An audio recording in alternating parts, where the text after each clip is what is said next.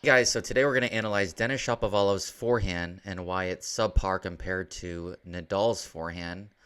And as always, there is no disrespect intended towards these players. It's just pure technical analysis.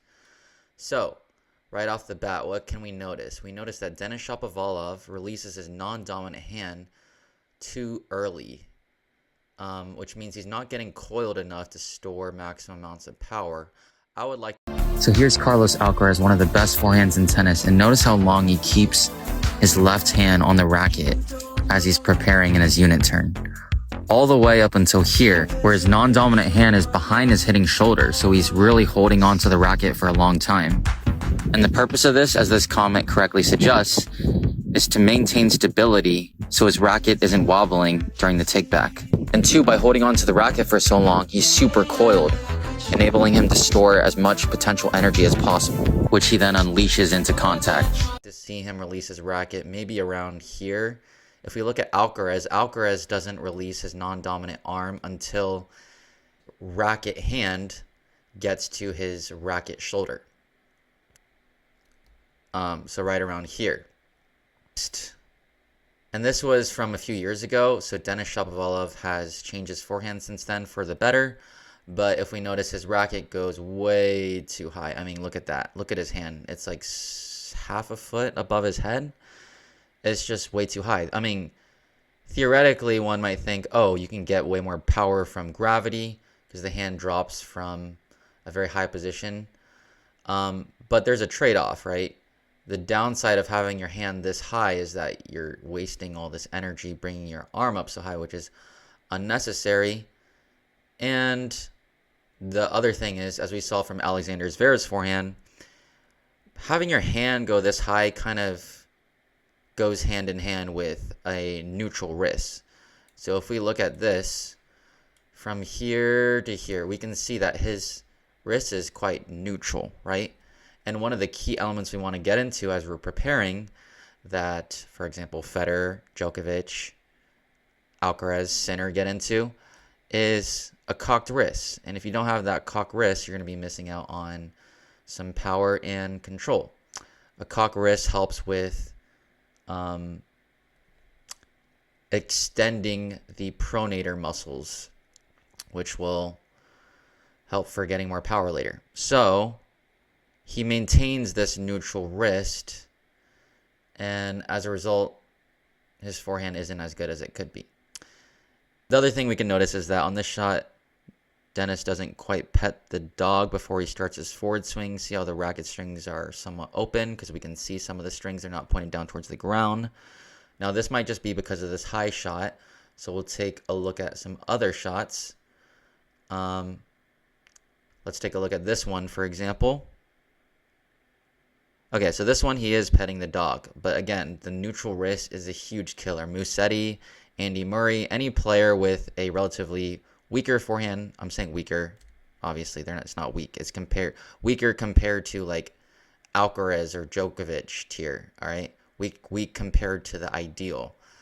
So here he does a good job petting the dog, and then he supinates into contact, but the big thing is look at his head.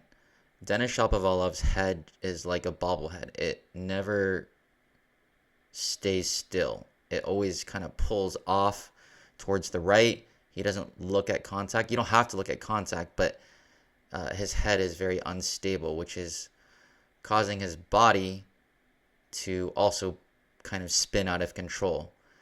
And in this shot, that he doesn't do a great job of pronating.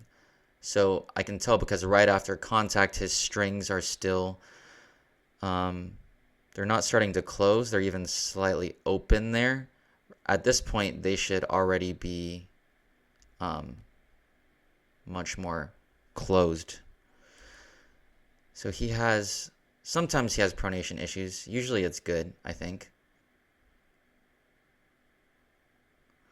The other thing I notice is his arm doesn't fully extend through contact. It doesn't have to fully extend, but he's not pushing his chest and shoulder forward through the shot. He's kind of just making contact and then his forearm is coming around this way. Whereas if you look at players with elite forehands, they really get this shoulder and chest like coming around way more.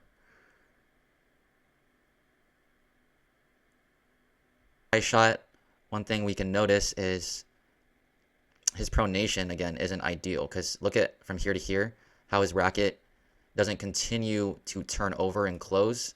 Like it's kind of just stays the same angle of openness instead of coming over more. So he's not pronating enough or early enough. Like right there he starts right there he's pronated well, but it's a little bit too late. And what that'll do is that'll prevent him from getting adequate control and cover on the shot. Now here's another one where it's kind of a classic Shapovalov look, where he just looks a little bit jammed. And the reason is because he's not letting his body and shoulders lead the shot. Instead, if you look, his arm is coming forward prematurely before his shoulders have come around. So I'm going to discuss this in other videos as well, but you want your arm actually to be close to in line with your shoulder to shoulder plane here. So if I draw a straight line, his arm should be further back here. You'll notice that with Alcaraz, with Djokovic, Nadal, they'll have their body more. And Shapovalov kind of leads more with his arm.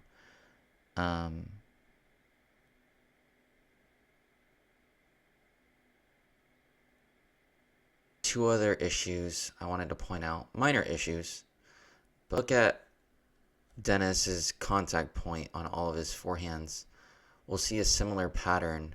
Notice how when he makes contact, his racket is always slightly down at an angle. So we'll just see that same pattern reoccur right there. His racket is always below his hand, which isn't optimal. If you look at in the world, they'll have their rackets pretty much parallel to ground level by the time they make contact. So I think this is also affecting Denis's consistency. Which is kind of related to his head, but someone commented that he jerks his body off to the right. So his body pulls off to the right too much. So again, we can see here that at the end of his backswing, see how his racket is ever so slightly drifting off behind his body here before he started swinging forward. So he's losing a little bit of potential energy.